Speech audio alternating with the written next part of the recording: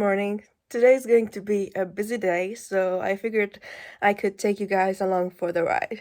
In addition to work, I have three things planned. I have to go to the city to get my weekly grocery run. I have to clean out the chicken coop, or at least the poop shelf, because it's gotten cold here. And also, I am going to start my first ever sourdough bread. But for that I need to get the starter from the city because I'm pretty sure I know one place who sells sourdough starter without me having to mess around with making my own starter because I've heard that that doesn't work out. I'm going to start with the most tiring of the tasks, which is the trip to the city, but not before I give my chickens some morning treats.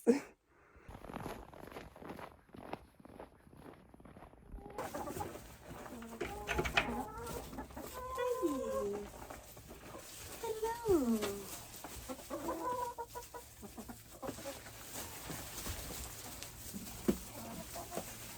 I'm giving me some treats.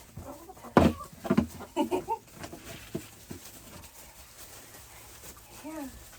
I like to give them treats in two different ways, so that they can, like one way from my hands, so that they can sort of get more socialized with me, because this is supposed to make them more socialized. And the other way that I like to give them treats is to just sort of sprinkle the corn in the leaves, so that they can just sort of scratch around and have some activity, because the most difficult part about winter is that they don't have that much things to do, so they need some activity, and the scratching around in the leaves is sort of mimicking the behavior that they would do when they are outside when there's no snow around. Look at them scratching away.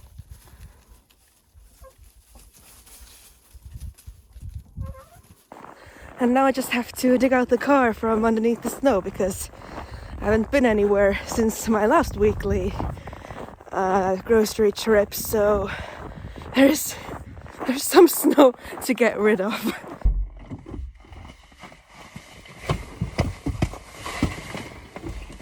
So that was easier than I expected, actually. And it works. It's always 50-50 with the snow.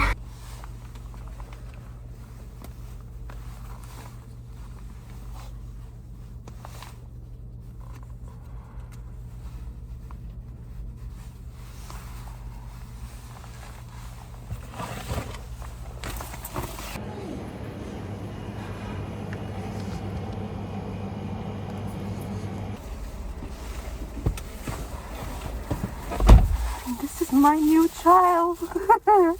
And my last stop in the city is to drop off eggs for my mother and her neighbor.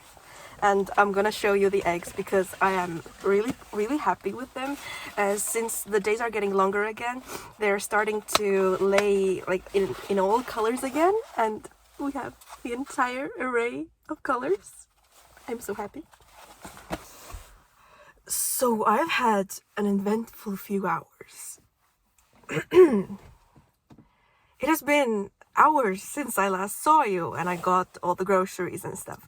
So I went to get fuel for the car, and when I was done, I put the freaking trunk of the thing back where it's supposed to be. I started getting back in the car, but lo and behold, the car was locked.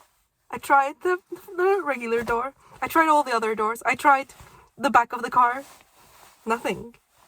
So, like, and this is quite strange for my car, because usually when I put the key inside the car and I try to lock the car with the button that it has outside, then it freaking screams at me. But oh no, not this time.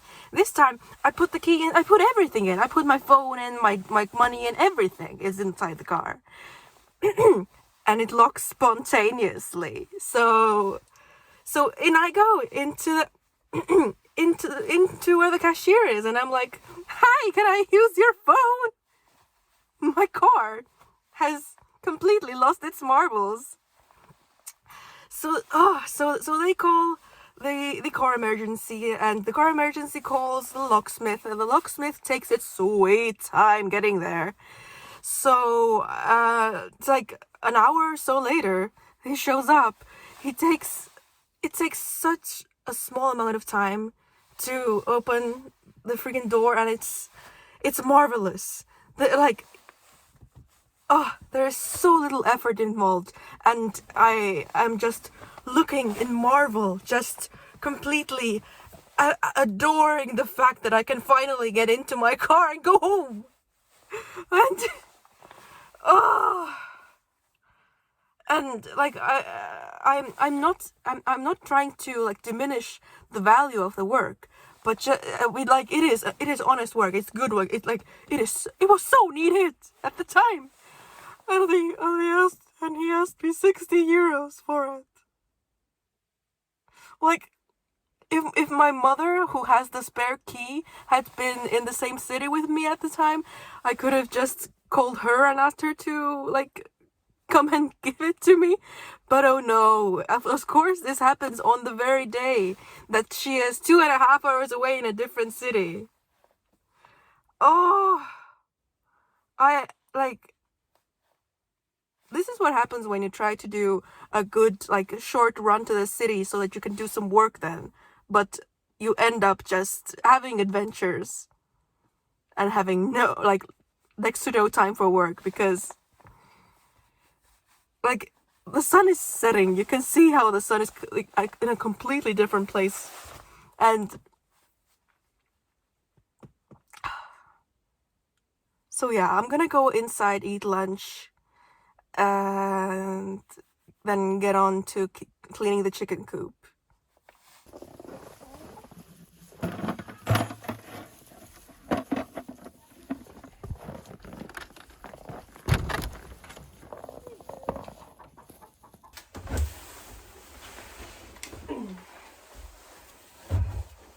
Now, the reason why it's really important to keep the coop more like cleaner during winter, especially when it's cold like it is now. So it's like minus 11ish now, and it gets a bit colder during the night. It's important to keep the coop like significantly cleaner than this poop shelf is currently, because the more there's poop, the more there's moisture. And the more there's moisture in the coop, the more likely the chickens are to get frostbite on their combs and wattles. So, since this is pretty much the first day of these really cold temperatures, I mean, it's not really cold, but it's like pretty cold. And since this coop employs the poop shelf method, the majority of pooping that chickens do is when they sleep on this roosting bar. Then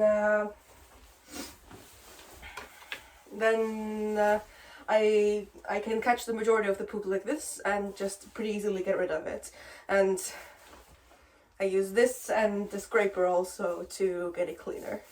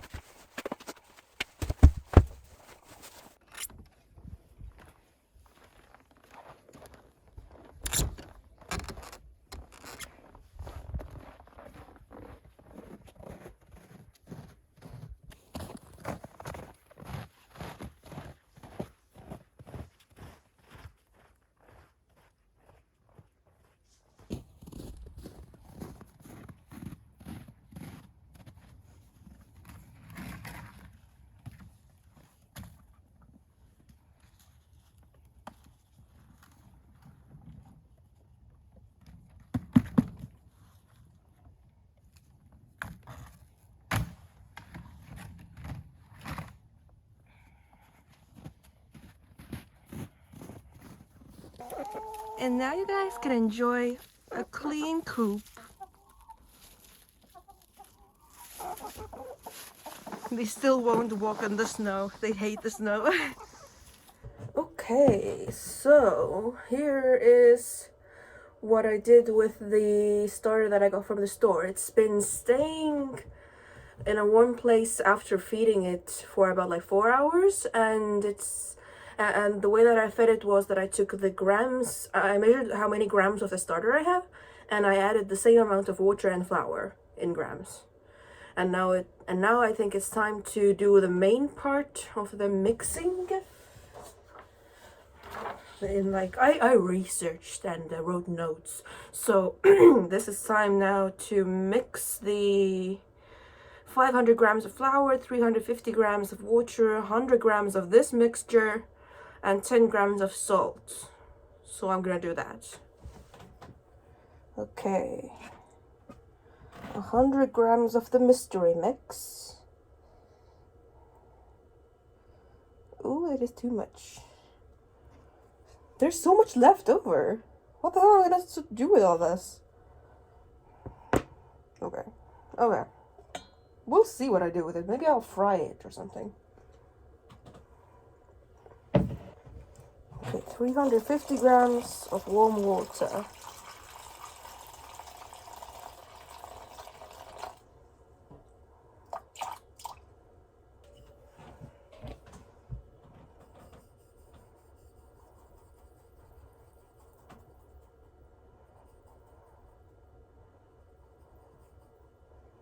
I put a bit more salt because I like my things salty.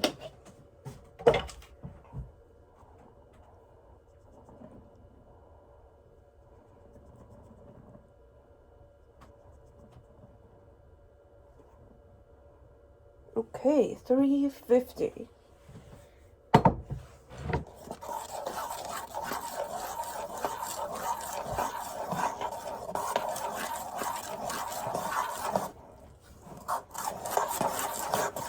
And now, what does my paper say? Put under cling film and leave be for 1 hour. Okay.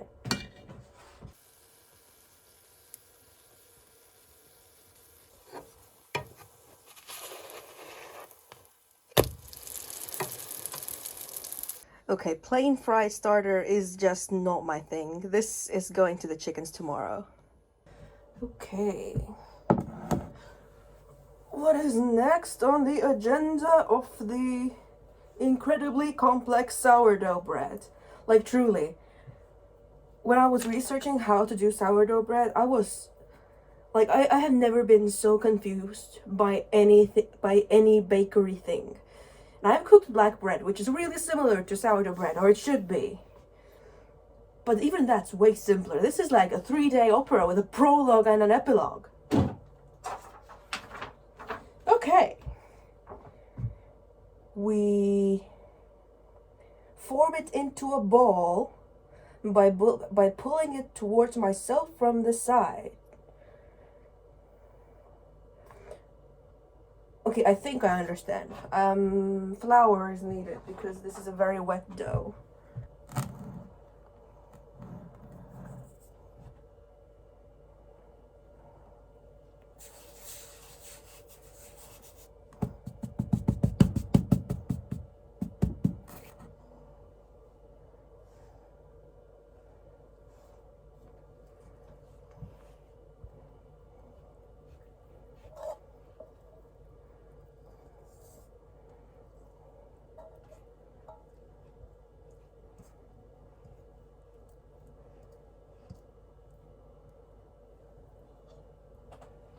Okay. So we're supposed to take from the side and pull it here. And wow, it is so runny.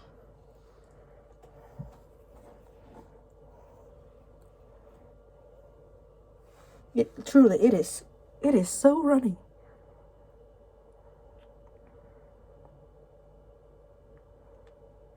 Maybe, was I supposed to do this inside the bowl?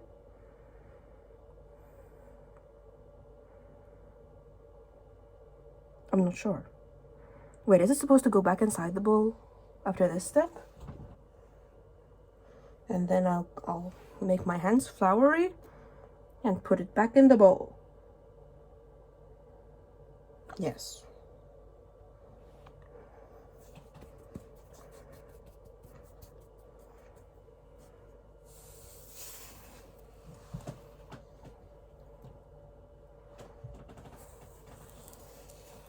I should have read ahead.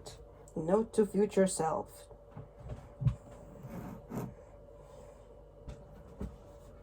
Back under the plastic you go.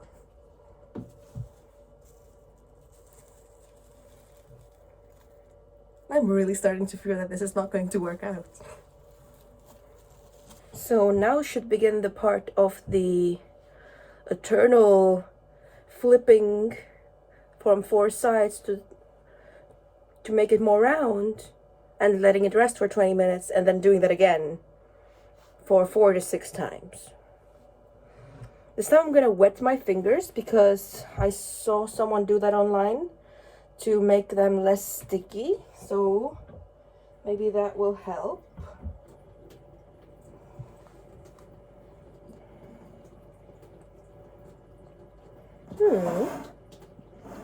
That works.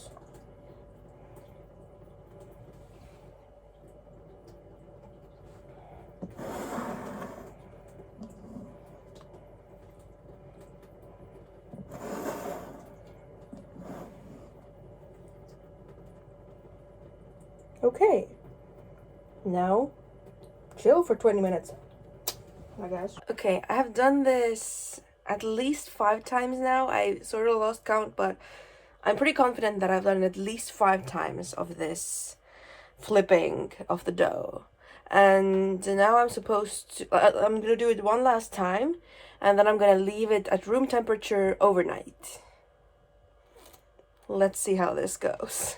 And surprisingly, it is getting like a lot more firm. Like, it is sort of, no, it's not really holding its form, but it gradually got a lot easier to get it loose from the bowl. As you can see here, it's completely clean. So, like, maybe there's hope for this baby. Good morning. It is time to do the most stressful part of the sourdough making process, which is making the actual folding that is going to make the bun shape of the eventual thing. But as you can see, the actual dough has risen like a champ. Like, she is risen.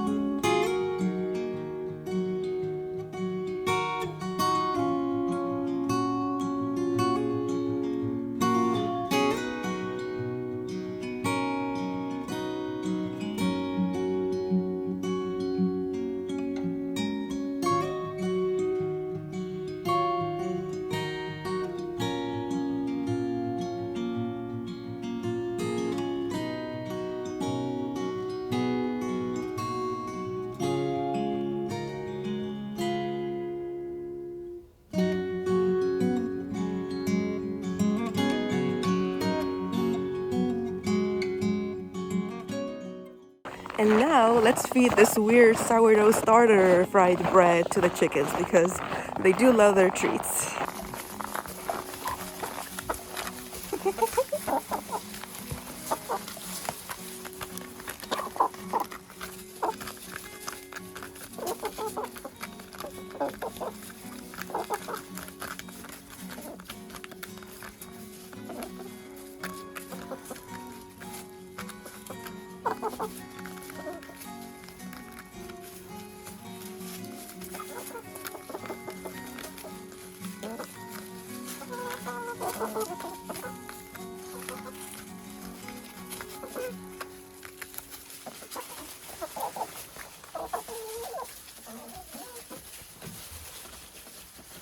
Oh, she got a bigger piece, so she has hidden it further away.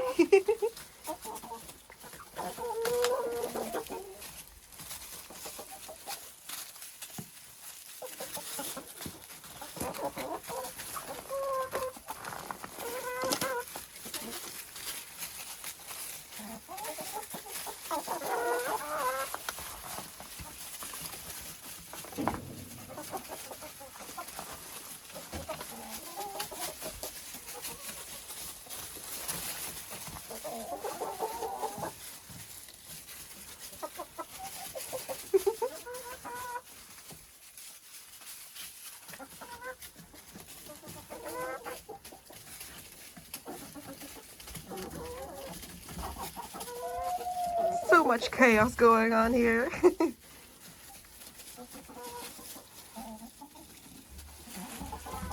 I think I might do some painting.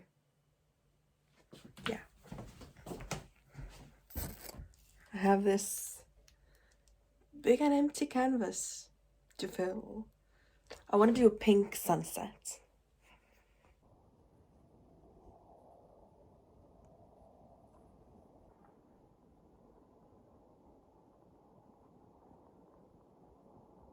Hello, it is day 3 of the sourdough baking endeavor, and I have put my glass pot with the cover into the oven and kept it there at 230 degrees for about half an hour, so I hope it's all hot. And I should now take out the sourdough from the fridge and score it with a sharp knife, so I should sharpen my knife. And yes, I'm wearing the same outfit 3 days in a row because it's the chilly season. I don't even sweat during the chilly season. Like, don't even at me.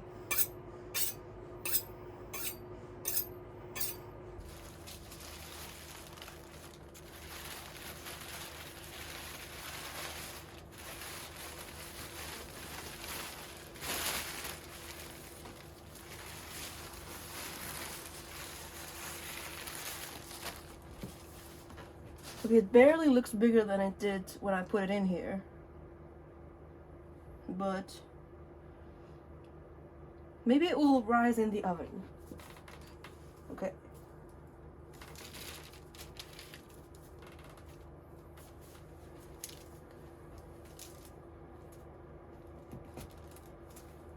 Come on, I floured everything. Get out!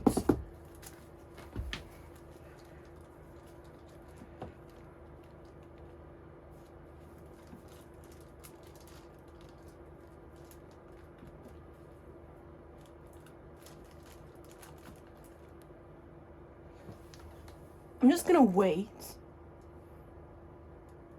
Maybe it will come out on its own. Well,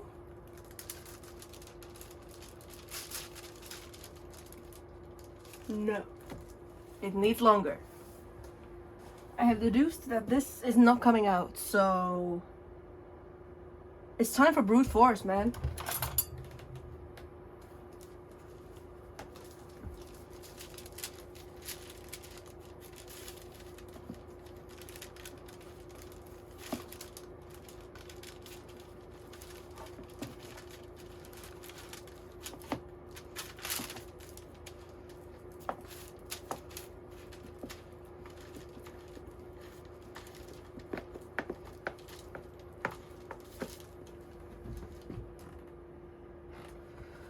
I'll wash the basket later. Jesus Christ! But I guess you're still getting stabbed!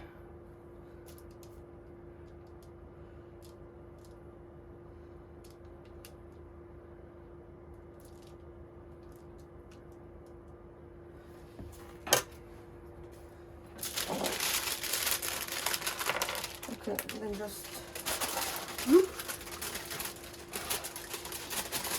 So since my end result before putting the beast into the oven looks nothing like what it should look like based on what I've seen online, I think one of two things may have happened. Either option A, I put in too little flour, even though that really should not be the reason, because I follow the recipes exactly, but maybe, I don't know, maybe it's some regional thing, or the starter is too wet around these parts or something like that. Or option B is that I proofed it wrong.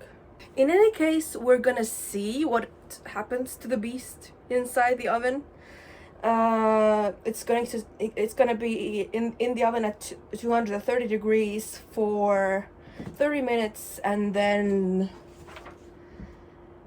we remove the lid and we reduce the temperature to 210 degrees and put it in there for 10 to 15 minutes until it forms a crust, and then we let it cool before we cut into it. And I do not have high hopes for this. I mean, did I ever?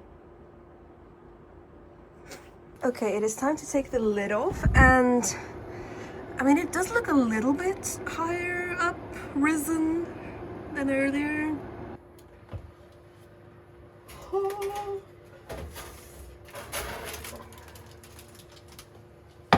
Oh. Well, this is what this sad loaf looks like. If it tastes what it looks like, then at least the chickens are gonna be happy to have a big treat.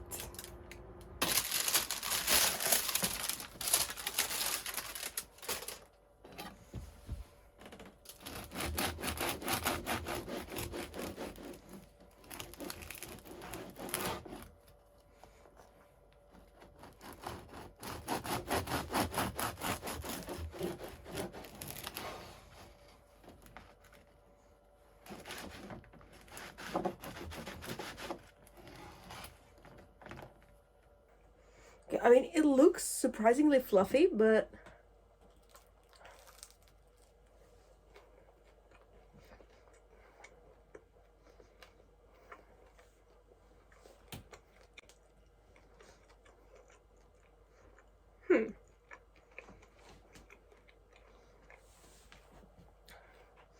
like, it tastes like sourdough, and it's not as dense as I was like fearing it would be, considering how little rising it did.